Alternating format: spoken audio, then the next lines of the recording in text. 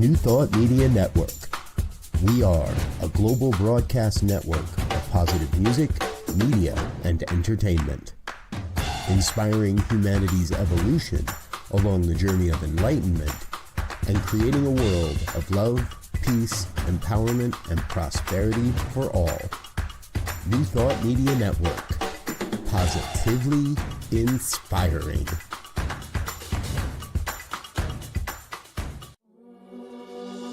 Free my mind, open my heart with the whispers of truth. To live a conscious life, to live a conscious life on the growing edge. On the growing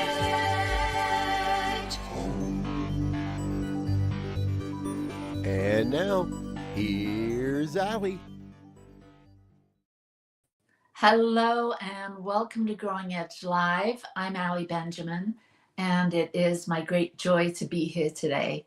Whether you're here for the first time, and if you are, I'm happy that you found us, or you're back because you've enjoyed these conversations here at the Growing Edge. I'm really glad that you're back. Here at the Growing Edge, I have conversations with soul-centered individuals that channel their time, their talent, their energy, their resources, their love, their creativity into doing good work in the world. And in today's atmosphere, I think that we all need to hear the good news. And everyone I interview, or it's not so much an interview, everyone I have a conversation with has a light, a unique essence that I find absolutely beautiful and want to share these beauties with the world. And today my guest is no exception to that. Cindy, Reverend Cindy Edelson. You'll get to meet her in a minute and we'll dive deeply into who she is and how she got to be who she is and what she does. But she is my friend. We live fairly close by here at the top of Utah. And she is the spiritual director, the senior minister at the Salt Lake Center for Spiritual Living. And there she is. Mm-hmm. She has a beautiful community of amazing souls that I've had the blessing and the privilege to know and to be a part of for, gosh, it's a couple of decades now. I can't believe it's been that long, but it has. So welcome, Cindy. I'm so glad you're here with us. Thank you. Thank you for having me. I've been watching the amazing work that you're doing with this channel. Well, thank you. Yeah, it's I was looking at it the other day. It's been almost 3 years. It will be 3 years in May or June that we've been doing this. And about a year in, we went to doing also podcasts, an audio version. And I just got a notification that we did 100 podcasts. So yeah, wow. I feel like we're doing, we're taking this platform to have conversations with people like you and people from all walks of life, really. And it's so refreshing and it's so comforting and inspiring to know that people are living their lives and doing good work and learning how to get over the hurdles of life and find joy and spread that. And so welcome. Thank you. Yeah. Thank you. Glad to be here. Yeah. So let's hear about you. Where did you grow up and what shaped and formed you into being who you are today? That's a big question. Let me get it kind of lasered into the beginning of my spiritual life. Okay. And that was that I had a group of friends in high school. And before that, let me just say this, I moved around a lot. Mm. We moved from state to state to state, and it wasn't until the last year of junior high and high school that I had the same group of friends. We found this woman on TV, a minister named Terry Cole Whitaker.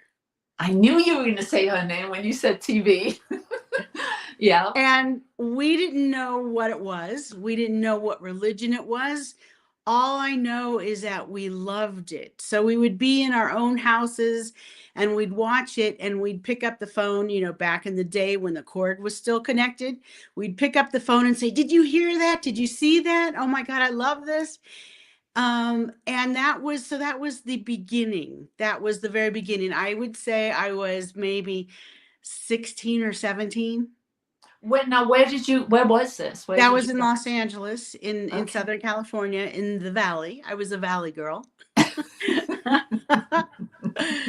And there was just something about the teaching that really caught our attention.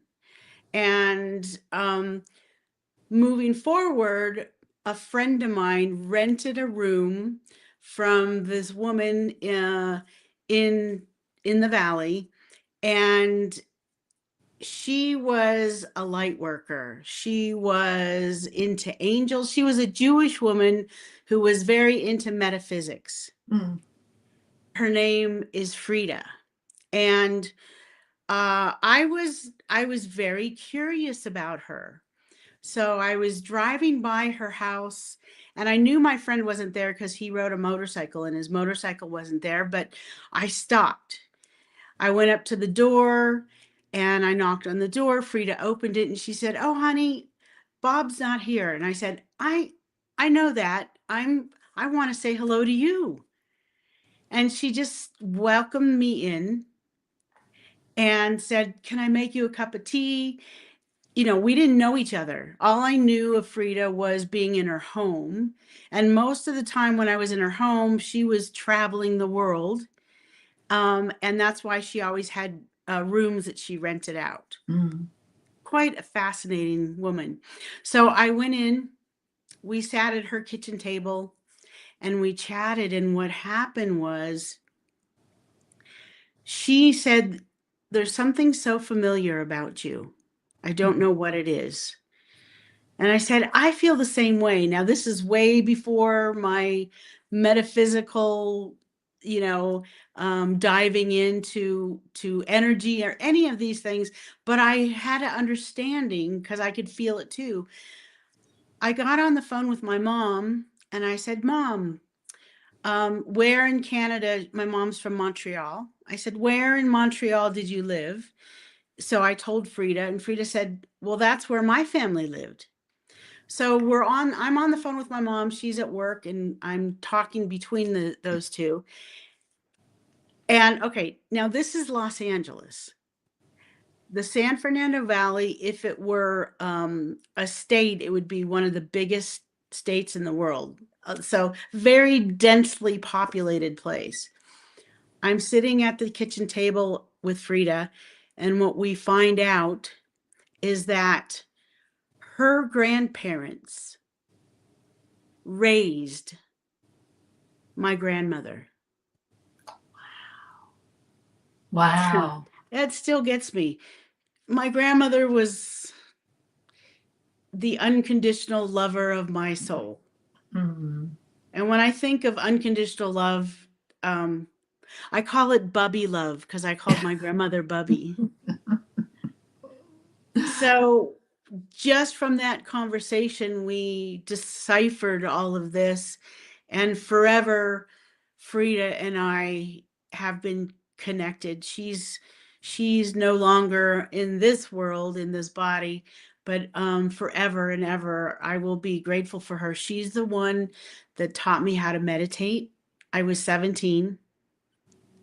And I think she could recognize that there was this lost teenager. I didn't know who I was. I remember her telling me, "Cindy, I see the light in you." And I was like, okay. I didn't understand what she was saying, but she recognized it, and she would give me books to read. She gave me back in the day, a cassette tape with her meditations, and she said, "You have to do this for 28 days so that you form a new habit." She had written poetry books. I call her my spiritual Eskimo. Mm. Say more about that. Spiritual Eskimo. So Well, first of all, what I dug into this when I wrote a paper when I was in school of ministry. I wrote a whole paper about Frida, and what I found out is in Canada there were Eskimos, Native people that lived in Canada that were tribal, and they were called Eskimos. And maybe that's why I called her a spiritual Eskimo. I didn't really know that background. That's what I just always called her. Um, she was the person in my life that recognized, um, like I said, my light, my divinity, that there was something more than just this kind of lost teenager. I didn't know who I was, Allie. You know, I was very stuck in that victim consciousness of life, of other people get more than I do. They get it and I don't. And I'm a victim of whatever my circumstance is. But that's not how she lived her life, because she recognized that we're all the creators of our lives. And It's she so interesting to hear your story and to realize how one person, when we're young, can make such a significant impact in our lives. And I think that there's certain times, I think when we're young, that we need that mirror.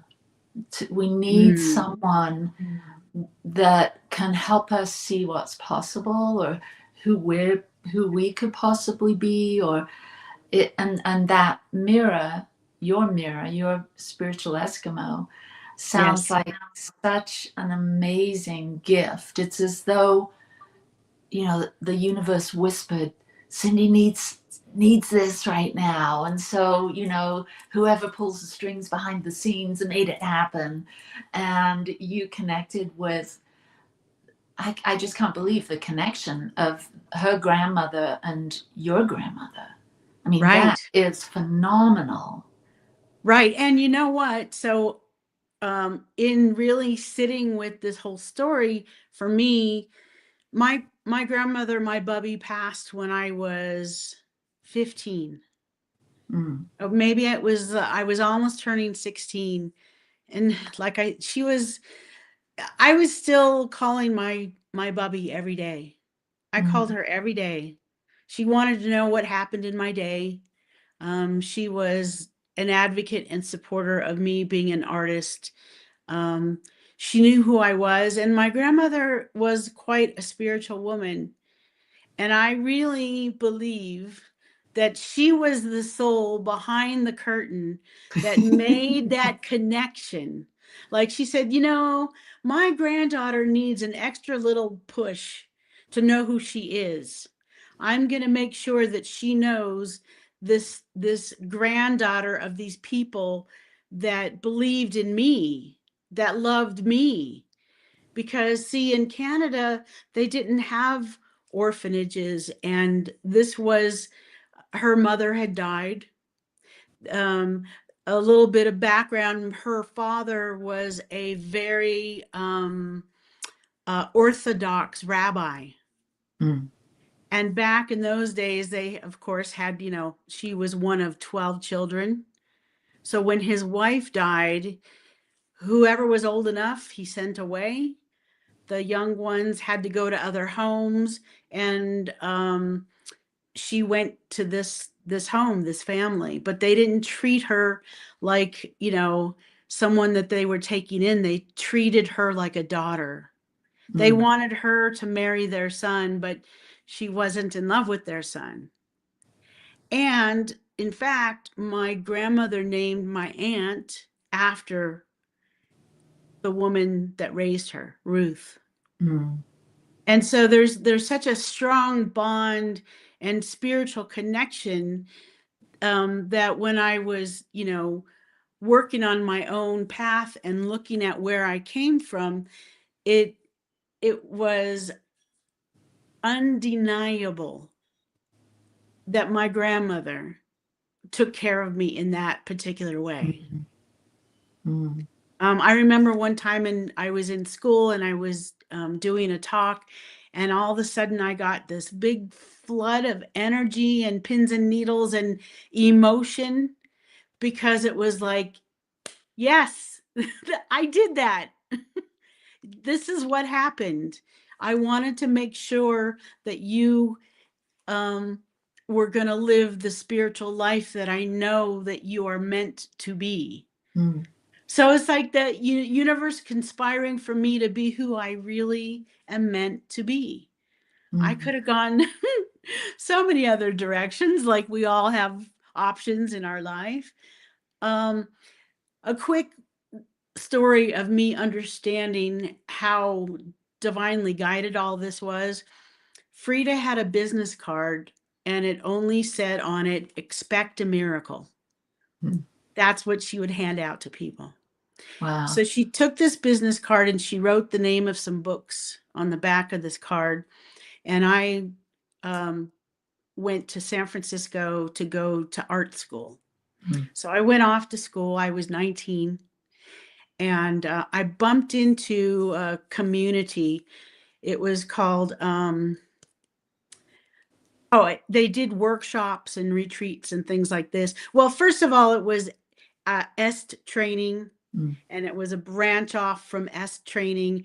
And it was this community called the Self-Esteem Workshop. And then they did a consultants training. Anyway, I jumped into that, and I had just finished doing this training, and they had me reading some books for this training. And I was sitting at a bus stop in San Francisco. And I just finished this book, and I'm waiting for the bus. And I said, "Oh, let me clean out my purse and my wallet. I have time here." And I bumped into my card from Frida that said, "Expect a miracle."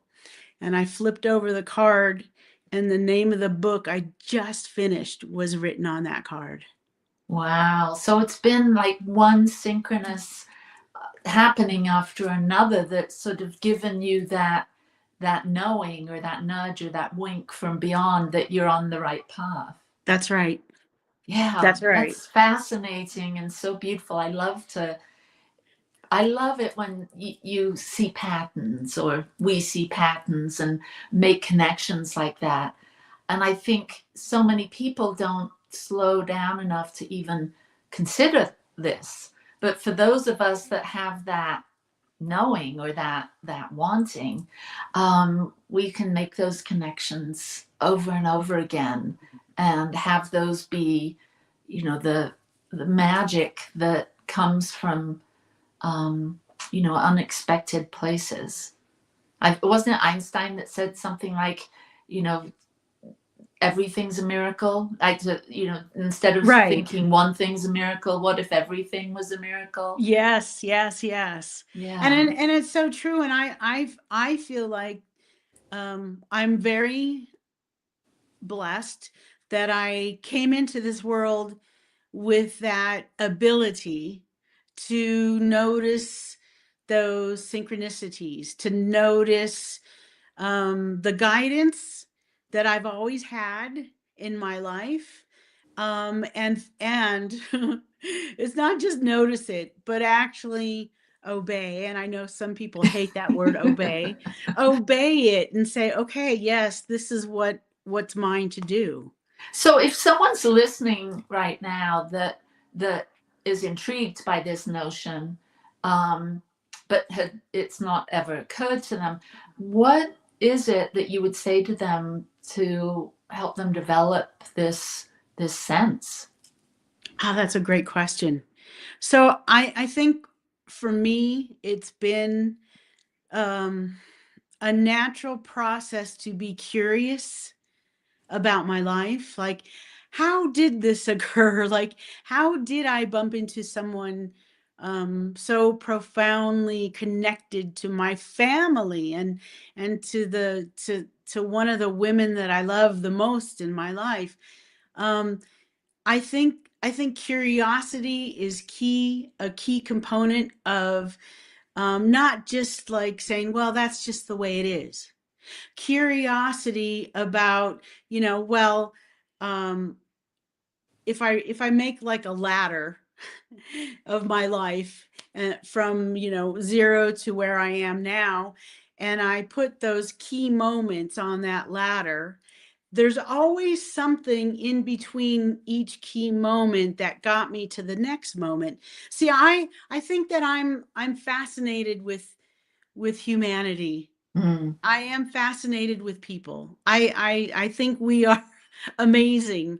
And I think the only way to, if that's not your kind of the way you show up, just be curious. Just be curious about your life and how things that happened led you to where you are now.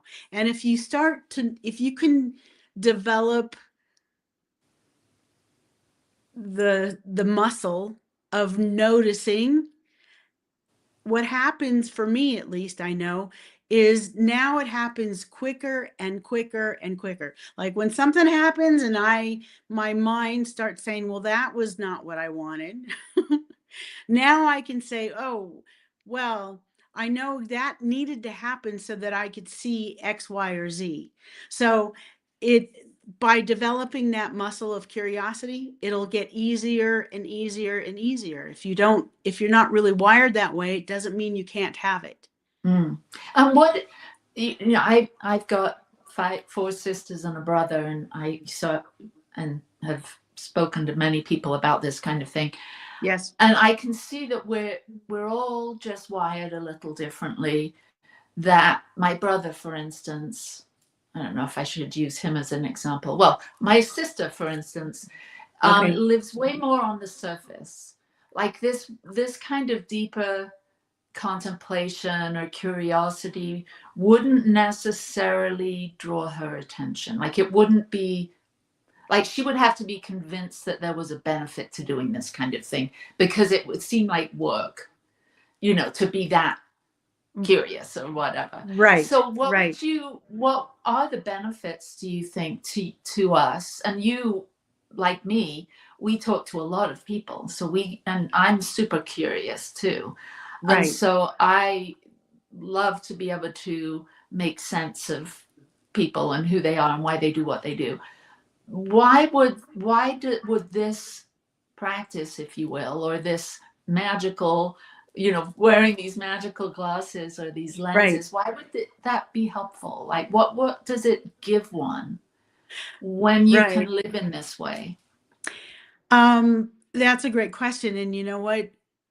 The way I can answer that is from my salesperson days, Allie. I did sales in the graphic arts industry for many years. The first thing that I would talk to people about is what their pain points are. Mm. And if someone is living a life and they've got these pain points that they just haven't been able to resolve, I think that the value is in letting those pain points dissolve so that you can enjoy your life, so that you can see the miracles of life, so that you can enjoy even those little moments. Like this morning, we've got two little 12-pound white fluffy dogs, and they sleep with us. And this morning, I woke up before my alarm, and Poppy, she kind of sat up, and then she leaned against me. And I was like, oh. Just a small little moment like that I can like take in that unconditional love and feel the warmth and feel so blessed by this little puppy dog in my life, because I think that sometimes humanity gets caught in the drama. It has to be some big win or big, big bank account or big new car or, these big grandiose things. But for me, to live a life that I can appreciate. My little dog leaning on me, at 6 a.m. is what I've come to appreciate from doing this work, because, Reverend Michael Bernard Beckwith, one of my teachers and where I went to ministerial school, he always starts off with life is good. Like, life is good. Can you really say life is good? I can say this morning in that moment, life is so good. Yeah, I know what's going on out there. But that moment I can be a soul that appreciates the little things. And that brings all that hard work. The other thing that he always said is, he said, once you have an awareness of consciousness, you can never go back. And once you've chosen to live an aware life, it's not going to be easy. I get to do the work every day, Allie, when I'm not showing up the way I'd prefer to show up, in a compassionate, heartfelt, authentic way, that I get to check, say, wait a minute, is that how you really want to be in this moment? Is that where you want to come from? So it's not for the faint of heart, but it's so worth it. It's so worth it to appreciate these small moments and big moments in my life that are such a blessing and so sweet, and so rich, that, in that moment this morning, there is nothing wrong in my world when I have those moments. Yeah. Yeah, you're reminding me that it's these small gifts that we can give ourselves by being curious, by paying attention, finding the blessings in everyday life, in the mundane as well as the magnificent, that actually opens us to be a channel, or a blessing, or helpful or useful in the world. And if only we learned this when we were young, even younger than you at 17, really young, if we were to teach our little ones to be a blessing, or to be useful and helpful in a way that they can learn, to manage. I don't know if manage is quite the right word, but to be aware of their emotional state, to be aware of their, their mental state, so that they can have more agency and, more sovereignty over how they be, how they show up, whether it's in the classroom or, at home with their siblings, parents, and then, to have that self-awareness when we're young. I feel like that would be something that would be really helpful we could call up the education department or whatever and give them this suggestion. I think it would be a good one. Well, I do know people that are doing that. Oh, that feels good. A really good friend of mine, Michael, I met him at Agape Bay Area, and he's out there working in school districts, teaching meditation and mindfulness. So, and, when you said that, I was thinking, well, that's what is ours to do. Yeah. Maybe we don't have little kids in our life anymore, but I have great nieces, that when I'm with them, I can just say, and how do you feel? And notice when they're doing something sweet and kind, and say, and point it out to them, like, I can be that person for them, even if it's, they live in Los Angeles and I live here. I don't get to see them often enough, but I can still be that person to remind them And, we can be that person for whoever walks through our doors. The community at Salt Lake Center for Spiritual Living is older. We don't get a lot of children, and yet, if each adult in that room can touch a child in that way to show them how magnificent they are, and how, something that we're working on is that the kids that come regularly to our community are growing up. They're no longer little kids, they're preteens and becoming teens. And I don't know what's next, but I do know that one of the things that we've visioned about is, instead of them doing an art project on a Sunday, is creating outreach projects that they can go help feed the homeless and collect warm clothes. And that's what they're starting to do. And that just brings so much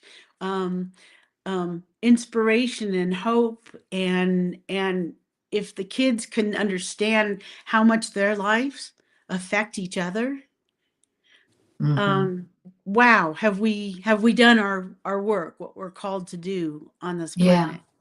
Well, I want to talk more about this. We're going to take a very brief break. Okay. And we will be right back in just a couple of minutes. Super. Please help us say thank you to all of our organizational sponsors, including the Hepperlin Foundation, Affiliated New Thought Network, International New Thought Alliance, Science of Mind Archives and Library Foundation, Center for Spiritual Living Denver, Center for Spiritual Living Midtown, New Thought Philadelphia, Center for Spiritual Living United Life, Sunshine Cathedral, Planned Happiness Institute, Summit Center for Spiritual Living, One Heart Retreats, Universal Joy Center, Unity Kitchener, Unity Spiritual Center Ottawa, Home Center for Spiritual Living, thesatyacenter, Begin Within Ministries, Center for Spiritual Living North Jersey, Unity of Savannah, and the Center for Spiritual Living Seattle, as well as all of our individual donors. On behalf of New Thought Media Network, thank you, and please like, share, and subscribe. New Thought Media Network, come be you. Come expand your spiritual journey. Join us for Just the Talk, Sundays, 1 p.m. to 6 p.m. Mountain Time. Experience Unity Kitchener and Ottawa. Center for Spiritual Living Midtown, Center for Spiritual Living Denver, Unity of Garden Park, New Thought Philadelphia, the Sunshine Cathedral, Unity of Savannah, and the Om Center for Spiritual Living. Come unleash your spiritual potential with New Thought Media Network.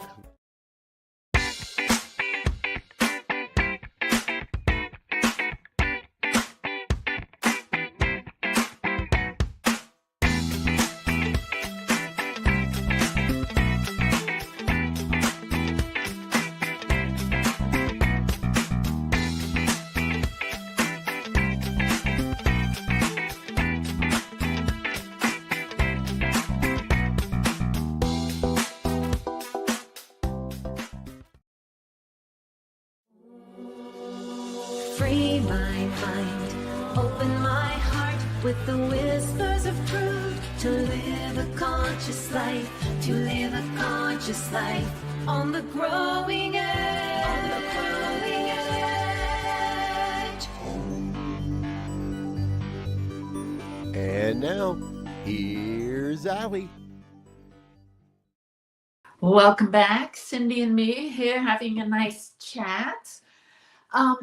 I want to hear more about the work you do. You mentioned your community at the Salt Lake Center, that it is an older community, meaning the average age of the congregants, I would imagine. And it's an Yes. older community. What's it, 50 years now? Yeah, over 50 years. Over 50 years. That's a long time community. Yes. So let's talk about the work you're doing in the world. I know you have had a life before you came to the Salt Lake Center. You mentioned Agape in the Bay Area, and your teacher, Reverend Michael. And I know, because I know you, that you also have a very artistic side. You mentioned graphic arts and sales in that arena, but I know you're an artist. And I also know that you work with the energy codes, correct? Yes. So I want to hear all about whatever's on the tip of your tongue. Just let me hear about it. Well, when I was on my path to becoming a minister, I had been in the graphic arts industry, a salesperson, at the same company for 10, 11 years. And I was on the phone with a friend and I said, I am so excited to become a minister, but this job has supported me so well. When it's done with me, I'm ready. And I'm serious, Allie. The next day, I got a call from HR.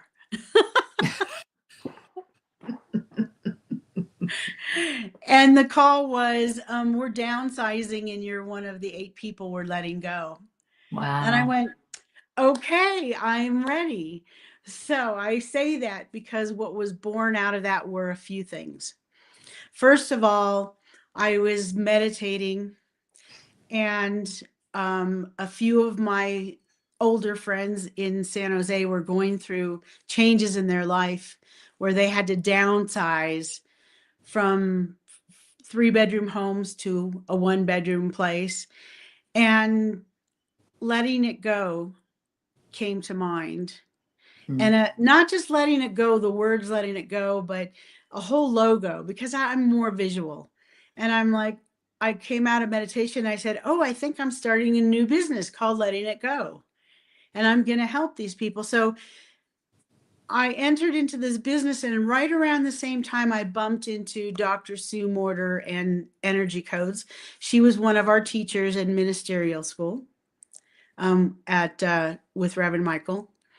And I immediately, distinctly remember the moment where I thought, well, I've been a practitioner for 20 years, but here's more tools in my tool belt where I can help people unlock that those subconscious beliefs that we carry around that end up manifesting in our life over and over. So I jumped into the energy codes work. So when I was no longer working at this corporate job that I worked at, I embarked on two things: letting it go, and I utilized the energy codes teachings to help people unblock those subconscious beliefs, or not really unblocked, but release those beliefs that were driving their life so that they can move on. Can you share what kind of beliefs are you talking about? I'm talking about those things that get ingrained in us when we're very young. Like, I can tell you one for myself. I very much look like one of my aunts. And my aunt, she was one of these people that was not a very neat person. She was kind of messy. And my other great aunt used to say, oh, she's just lazy.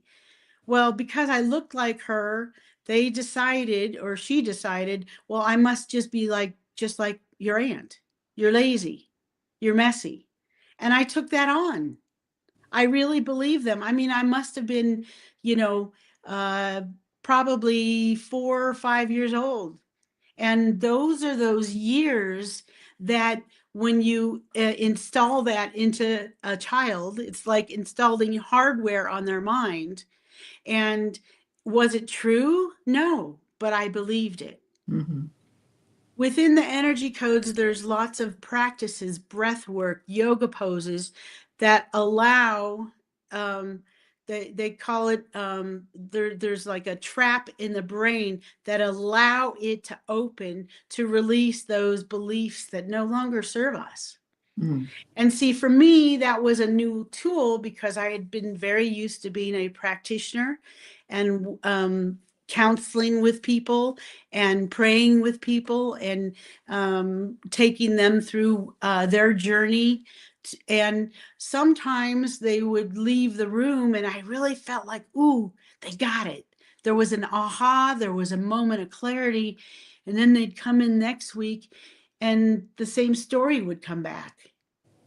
And I'd be thinking, how am I going to work around this? So when I bumped into the energy codes, I said, that's it. That's it. I need this extra tool. And the energy codes, some of the work, Dr. Sue was brought up by a chiropractor, very well known, who created something called BEST. BEST, which a lot of chiropractors use. And it was the same reason that he created it. He would adjust people and they'd walk out and be great, or they'd walk out of the office and they would go right back out of alignment. And he was curious and he developed a method with this. It's, let me remember, bioengineer energetic synchronization technique. It's a mouthful. BEST. So there's a way to work with people through, again, different yoga poses, breath work, and words to help open that trap door in the mind so that can be released. The cool part is, once it's released, it's released. You don't have to do years of therapy. I mean, I'm not dissing therapy. I've had my own therapy over the years, but there's something pretty remarkable about understanding the science behind how our minds work. And you know what? My subconscious, I appreciate it. I know that I come from this lineage of very strong women and, my background and Judaism. And there are some things that I like take to heart and say, ooh, I love that about my ancestry and my family. And there's things that simply are not true for me, and are not true for the rest of my family either. I get to be the one to say, nope, cancel, erase. That's no longer going to move us forward. Like many families are born into, or people are born into, oh, well, our family, we all have this disease, or we have asthma, or we have this, or we have that. Who says? We get to be the change makers, and I do believe that by me doing my work, the rest of my family and lineage can move ahead without having that belief already installed in them even when they're born. So you help people through the work that you do with the energy codes and just being very attuned to being able to hear what people are saying, I would imagine, and the emotions and the feelings behind what they're saying.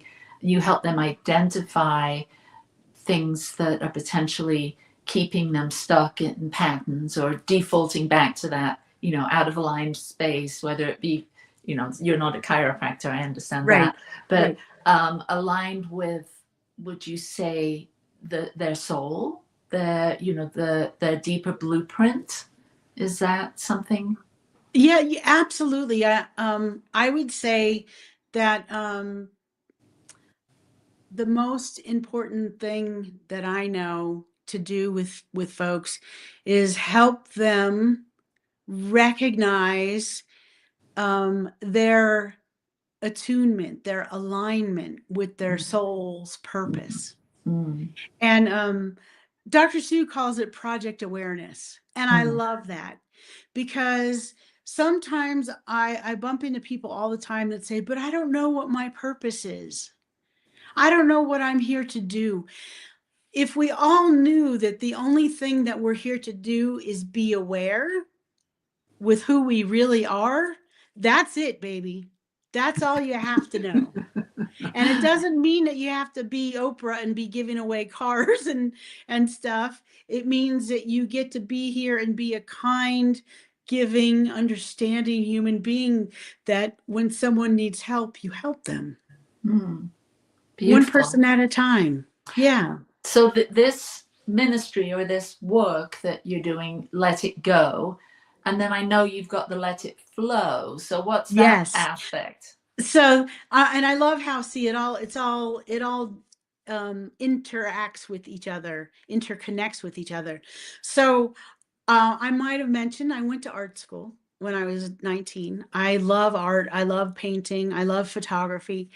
And when I was released from that corporate job, I kept visioning for myself, like, okay, what's next for me? And what kept coming back to me was just paint, just paint. And I'm like, okay, all right, I'll paint. And I looked at some studios and it didn't feel like a fit. And then I saw a job listing. Have you ever heard of those paint parties when you go to a paint party? It was a listing to be a paint party leader. And I thought, that sounds like fun. And I get to be abundant with it. So I called the woman, told her my background. She said, you'll be perfect. Come meet me at this paint party. Just watch what I do and how you do it and see if you're interested. And it was a natural fit. In fact, it was such a natural fit for me because it helped me hone my skills at speaking to lots of people. I started with maybe 5 or 10 people in a paint party, but I ended up being the person that she would go to when she had really big paint parties. So I painted with Sony, I painted with the Gap, I painted with big pharmaceutical companies where there would be 100 or over 100 people in the room. Wow. I had a microphone, there was a camera on me, I'd be painting. And that's where my letting it flow, my own paint company, came out of. Because I wanted to connect energy codes, being a practitioner, being a metaphysician, with this process that I love, this creativity that I love, because it's almost like 9 out of 10 people that I bump into, when I talk about painting, they say, oh, I'm not creative. I'm like, well, that's the first thing we're going to work on. That with belief. that belief right there. Everybody is creative. Maybe it's not with paint, maybe it's with problem solving, maybe it's with writing, maybe it's with singing, maybe it's with how you interact with people or work with children. But everybody is creative. So I started my own company so that I can combine my spiritual journey with my love for creativity and painting. So if someone, do you still do paint parties? Yeah, I haven't done one in a while, but actually I have one this Friday night with a small group. But yes. So yes. what does that look like? Because I can only imagine how you've combined all of this, your awareness on the energy codes, metaphysics, all of this. So when someone comes to one of your parties and they're spiritually inclined, not right, Sony or right, whatever, right. But if they're spiritually inclined, what can they expect? So, and I do both kinds of parties. I'll do both, but the spiritually inclined, what I'll do is I'll bring them in and we will do an exercise to, I'll ask them, how do they feel about being creative? And how do you feel sitting in front of this canvas, this blank canvas? What comes up for you? So I work with them so that they can get in touch with where and what they're feeling in their body. That's the first step. Then we do some breath work and a particular pose called the mortar march so that we can open that trap door in the brain and release those subconscious beliefs. We do that before we start painting so that people can start with a canvas that is ready to go rather than starting with the thought, I'm not good at this. You know, Beautiful. and the other thing is it's fun. Like if you can just have fun and you don't necessarily want to hang the painting afterwards, I feel like we won. We had a great time. They got to play with color. They got to have a great connection with other people in the room. I mean, I like to tell people, remember when you were in kindergarten or first grade and they busted out the paints and you were so excited. It didn't matter what it looked like. It was the process, the going through, picking out your colors and making the shapes, and that was the fun part. So if people can get reconnected with their inner kindergartner, again, I feel like I've done my work. Beautiful. It sounds amazing. And I know that feeling of talking to adults that say they're not creative, or they haven't, they've never even given themselves time or space to paint or do any of those things, and how impactful it is to be in that play space. That Yes. art and soul play shop is what I'm feeling.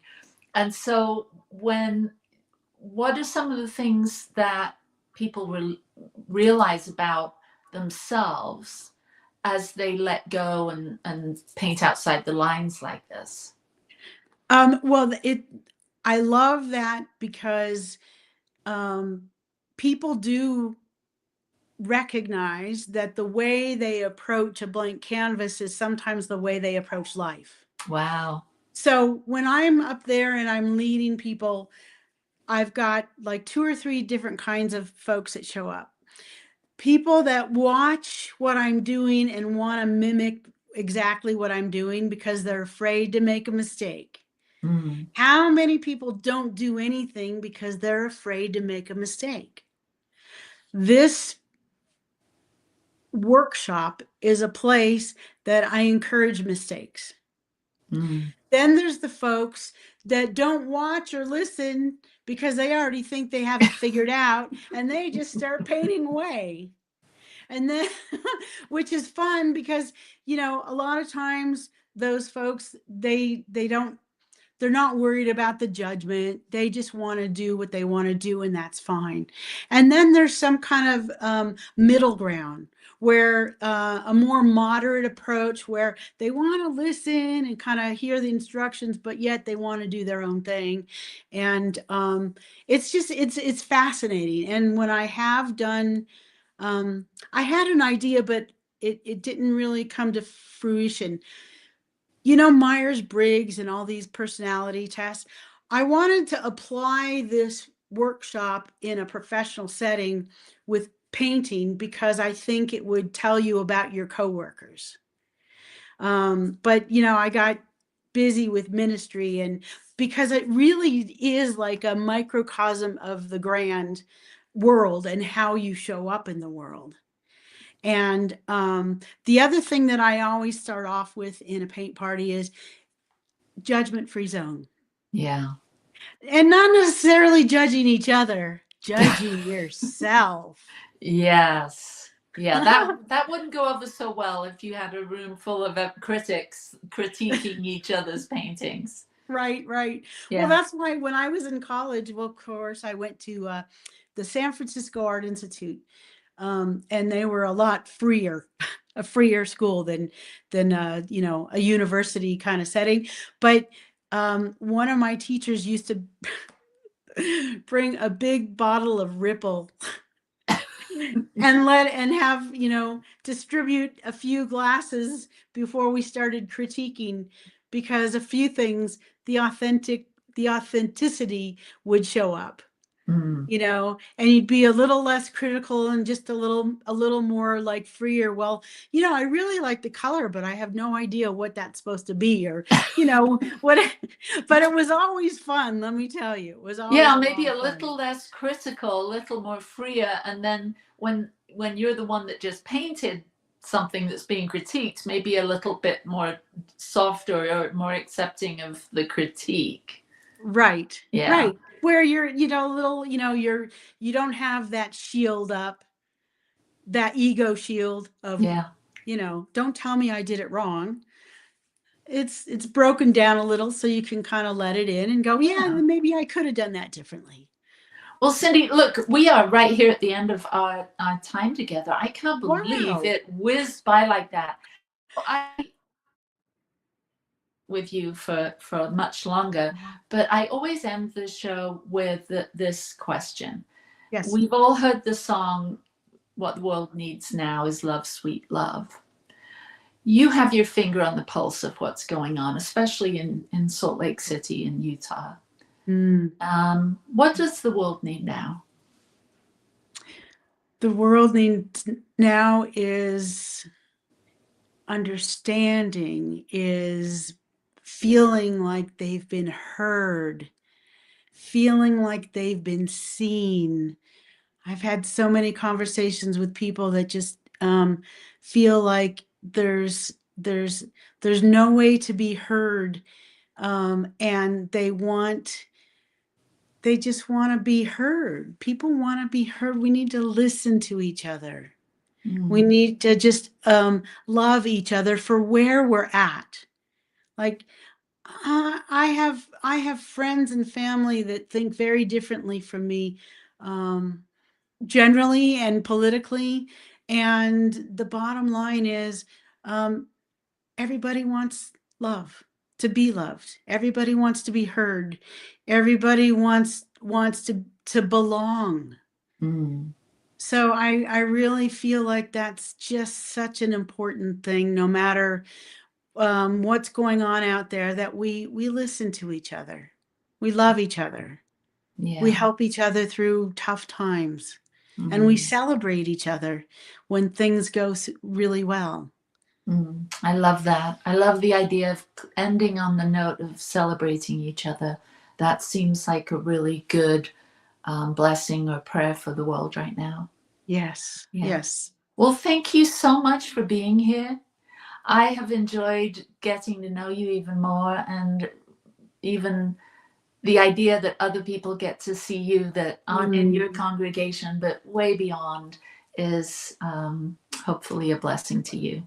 So thank you, Cindy. And people can connect with you at spirituallyfree.org. Yes. And they can connect with you, find out about your Let It Go and Let It Flow ministry. Yes, yeah. Absolutely. And when you go to the website, make sure you look at our Be Jedi free workshop this Saturday. Ooh. Sign up for it. It's about belonging, inclusivity. It's exactly the conversation we need to be in right now. It's happening this Saturday. So awesome. Well, thank you, Cindy, and blessings on you and your community. Thank you to you. Hopefully I see you around town. Yes, absolutely. All right. Thank you. And goodbye to everyone. Thank you for watching today. And thank you to the New Thought Media Network, our producers, and the thesatyacenter, who is our sponsor. Peace and blessings. Bye-bye. Bye-bye. Free my mind, open my heart with the whispers of truth, to live a conscious life, to live a conscious life on the growing edge.